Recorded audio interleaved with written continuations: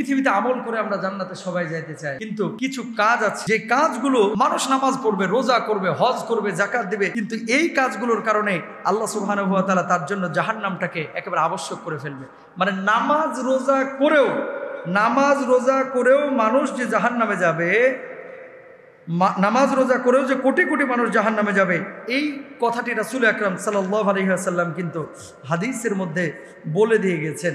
রাসূল আকরাম সাল্লাল্লাহু আলাইহি ওয়াসাল্লাম বলছেন, কি খেয়াল করেন, আতাদরুনা মানিল মুফলিস? সাহাবীদেরকে জিজ্ঞেস করছেন, এই সাহাবীরা তোমরা কি জানো পৃথিবীর বুকে সবচেয়ে দরিদ্রকে? আপনাদেরকেও জিজ্ঞেস করা হলে যদি বলা হয় যে পৃথিবীর সবচেয়ে দরিদ্রকে, আপনারা কিন্তু এক কথায় জবাব দিয়ে দেবেন, যার টাকা নাই, মাফি ফুলুস, যার ফুলুস নাই, ও হচ্ছে পৃথিবীর বুকে সবচেয়ে গরিব।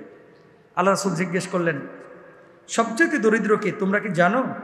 সাহাবীরা জবাব দিল, ক্বালু আল মুফলিসু ফিনা ইয়া রাসূলুল্লাহ মাল্লা দিরহাম লাহু ওয়ালা মাতা।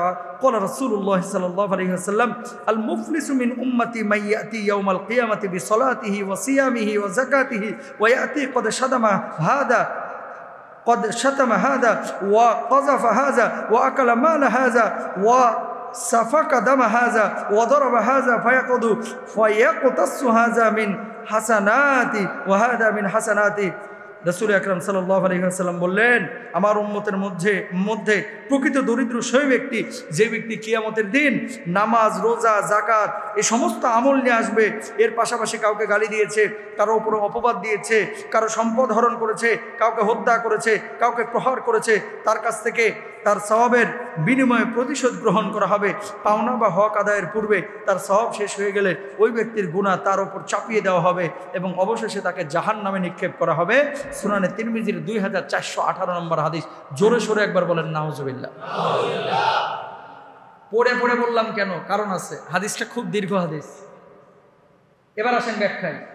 আপনি নামাজ পড়লেন, আপনি রোজা করলেন, আপনি হজ করলেন, আপনি যাকাত দিলেন, আবার মসজিদ থেকে বাইর হয়ে একজনের বাপ্পা তুলে গালি দিলেন। কি দিয়েছেন? গালি দিয়েছেন। আরেকজনের হক মেরে দিয়েছেন। আল্লাহর হাবিব সাল্লাল্লাহু আলাইহি ওয়াসাল্লাম কি বলছেন? গালি দিয়েছে, অপবাদ দিয়েছে, সম্পদ হরণ করেছে, কাউকে হত্যা করেছে, কাউকে ঘুষি মারছে, প্রহার করেছে। অন্যায়ভাবে কাউকে যদি হত্যা করে কেউ, কিয়ামতের ময়দানে এই ব্যক্তির আমল থেকে আল্লাহ রাব্বুল আলামিন ওই হত্যাকারীকে তার আমল বুঝিয়ে দিবেন। আপনি একদিন গালি দিয়েছেন, এই গালির বদলা হিসেবে আল্লাহ সুবহানাহু ওয়া তাআলা তার আমল নামায় আল্লাহ সুবহানাহু ওয়া তাআলা আপনার আমল থেকে কেটে এই গালির বদলা দিয়ে দিবেন। আপনি কারো সম্পদ নষ্ট করেছেন, আপনার আমল থেকে কেটে তার সম্পদটা তাকে বুঝিয়ে দেওয়া হবে। আপনি কারো ব্যাপারে অপবাদ দিয়েছেন, আপনার সওয়াব কেটে তার আমল নামায় বুঝিয়ে দেওয়া হবে। আপনি এবার আল্লাহরে বলবেন, আল্লাহ 60 বছর নামাজ পড়লাম, আজকে তো আমল দেখতেছি 500 গ্রামও নাই। আল্লাহ তখন বলবে, জালেম, নামাজ তো পড়ছিলি। আমার হাবিব যে সুনানে তিরমিজির হাদিস আগেই বলে গেছিল যে পৃথিবীর বুকে এর চাইতে বড় দরিদ্র আর কেউ নাই।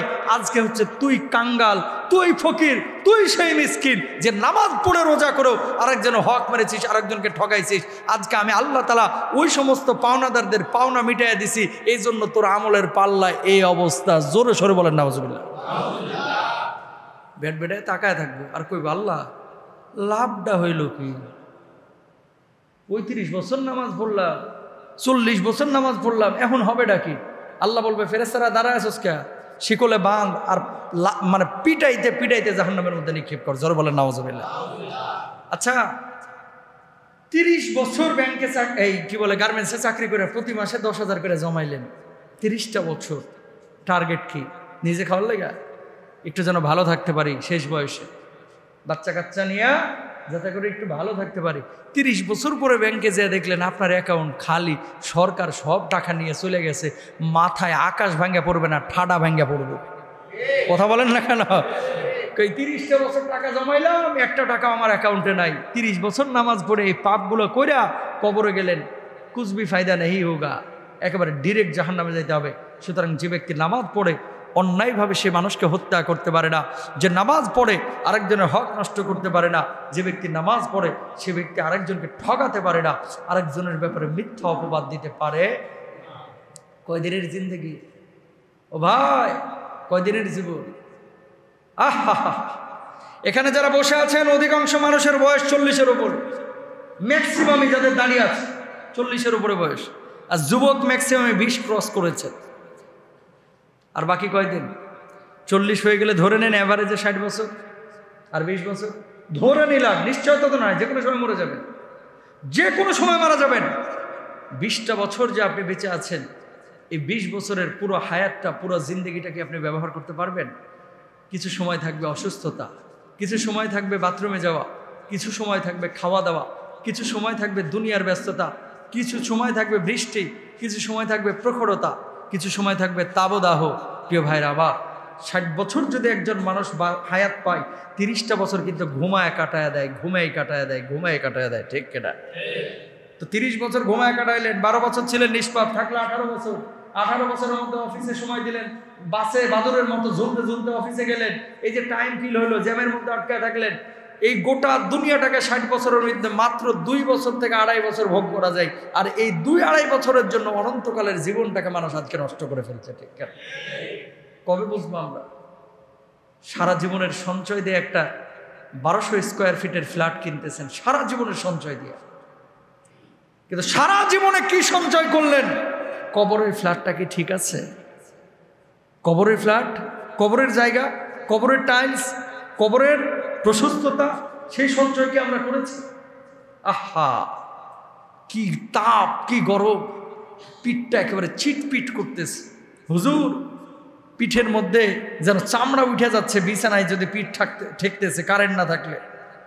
এই গরমে যদি এই অবস্থা হয়, 1.5 হাত মাথার উপরে যখন সূর্যটা আসবে, মগজগুলো যখন টকবক করে ফুটতে থাকবে, ঘামের মধ্যে মানুষ যখন সাঁতার কাটতে থাকবে, মানুষের অবস্থাটা কি হবে? এই সমস্ত গরম তো জাহান্নামের সেই বার্তায় দিয়ে যাচ্ছে, ঠিক কিনা? একটাবার কল্পনা করেছি, জানালা খোলা, দরজা খোলা, কারেন্ট নাই, জানলা দিয়ে বাতাস ঢুকতেছে, তারপর অসহ্য যন্ত্রণা, গরম। ভাই, কবরে তো কোনো বাতি নাই, কবরেতে কোনো জানালা নাই, কবরেতে কোনো দরজা নাই, জানলা নাই, সাথী নাই, বাতি নাই, এসি নাই, কারেন্ট নাই, বিদ্যুৎ নাই, ঠান্ডা পানিরও একটু ব্যবস্থা নাই। সেই কবরটা কেমন হবে? আপনার কবরের দিনটা কেমন যাবে? আপনার কবরের রাতটা কেমন যাবে? ও ভাই, যখন ঢেকে দেওয়া হবে, ভেতর থেকে আপনি বুঝবেন না যে আসলে এখন সূর্য ডুবছে না সূর্য উঠছে। আপনি জানবেন না এখন চাঁদ উঠছে নাকি চাঁদ চলে যাচ্ছে। আপনি জানবেন না এখন পূর্ণিমার চাঁদ উঠেছে, পূর্ণিমার রাত নাকি অমাবস্যার রাত। দিন দিনের মতো চলবে, রাত রাতের মতো চলবে, সূর্য সূর্যের মতো উঠবে ডুববে, চাঁদ চাঁদের মতো চলবে ডুববে, আসবে যাবে। আপনার কবরের পরিবর্তন হবে না, পরিবর্তন তখনই হবে যখন আমল নিয়ে কবরে যাবেন, ঠিক কিনা? আপনিহীন পৃথিবী কিচ্ছু না ভাই। আহা, রাহমানি হুজুর যতদিন খুতবা দিচ্ছে, কালকে মারা যাবে, এই মেম্বারে এসে আরেকজন খুতবা দিবে। এই যে আমার চাচা এখানে বসে নামাজ আদায় করছে, কালকে মারা যাবে, তার জায়গাটা এসে আরেকজন নামাজ আদায় করবে। এই যে ক্যামেরাম্যানগুলো এখানে এতজন এসেছে, আজকে মারা যাক, তার জায়গা আরেকজন আসবে, তার চ্যানেল থাকবে না, আরেক চ্যানেল আসবে। আপনার দোকানটা আপনি মারা যান, আপনার সন্তান চালাইতে পারবে না, ওই দোকানটা আরেকজন ভাড়া নেবে। দুনিয়ার গতিতে চলবে, ক্ষতিগ্রস্ত আপনি হবেন, আমি হব, ঠিক কিনা? কয়দিনের জিন্দেগি, একটু শুদ্ধ হই না ভাই? কবর বড় কঠিন জায়গা। এই যে তাপ, এই যে তাবদাহ, এই যে প্রখরতা, এগুলো দরকার আছে, না হলে মানুষ চিনবে না। আরে সুখের স্বাদ সেই পায় যে দুঃখে থাকে, যে জীবনে দুঃখে হয় নাই, বিপদে পড়ে নাই, তার কাছে আনন্দের মুহূর্তটা অতটা সুখকর হয় না, ঠিক কেন ভাই? আমার এই যে গরম উষ্ণতা, এটা কি বার্তা দেয়? জাহান্নামের নিঃশ্বাস এই গরম। একটু কল্পনা করেন তো, কারেন্টটা এখনই চলে গেলে, জানলাগুলো লাগায় থাকলে, এই মানুষগুলোর মধ্যে এখানে বসে থাকা ইম্পসিবল। এরকম মনে হয় হিট স্ট্রোকে মানুষ মারা যাচ্ছে। ও ভাই, কিয়ামতের ময়দানে তো হিট স্ট্রোক হবে না ভাই। কবরের জিন্দেগিতে হিট স্ট্রোক বলে কিচ্ছু থাকবে না, সেদিন খা খা করবে সব কিছু। সুতরাং সেই কবরের জন্য নামাজ পড়া দরকার আছে না নাই? মানুষের হক নষ্ট করব আমরা? ইনশাল্লাহ বলেন। কাউকে তুচ্ছ তাচ্ছল্য করবো না, গাল মন্দ করবো না। যতদিন খাবো হালাল খাওয়ার চেষ্টা করব। নবীজি সাল্লাল্লাহু আলাইহি ওয়াসাল্লাম যদি বকরি চড়াইতে পারে, নবীজি যদি আয় উপার্জনে হালাল পথ অবলম্বন করতে পারে, হালালের মধ্যেই শান্তি ভাই, হালালের মধ্যেই শান্তি। হালাল পয়সার ব্রয়লার মুরগিতে যে স্বাদ পাবেন, হারাম পয়সার ওই কাচ্চিতে ওই স্বাদ পাবেন না, গরুর রেজালাতে ওই স্বাদ পাবেন না। লিখে নিয়ে যান, হালালে এমন বরকত আল্লাহ তাআলা দিয়েছে, প্রমাণ নেন। রিক্সাওয়ালারা ডাল আলু ভর্তা দিয়ে ভাত খেয়ে যে স্বাদ পায়, হারামখোর, সুদখোর, আরেকজনের হক নষ্ট করে। এই বেটা জুমার দিনে গরুর গোস্ত, ছাগলের গোস্ত, মুরগির গোস্ত, ইলিশ মাছের কোফতা টোফতা এগুলো খাওয়াই শান্তি পাবে না, স্বাদ পাবে না, তারপরও রুচি ঠেকতেছে না এর মুখের মধ্যে। রিক্সাওয়ালার মুখে রুচির অভাব নাই। কারণটা কি? কায়িক পরিশ্রম করতেছে, হালাল উপার্জন করতেছে। আল্লাহ এমন বারাকা তার জিহ্বার মধ্যে দিয়েছে, খাবারের মধ্যে দিয়েছে, যা জিহ্বার মধ্যে দিতেছে এটাই স্বাদ লাগতেছে।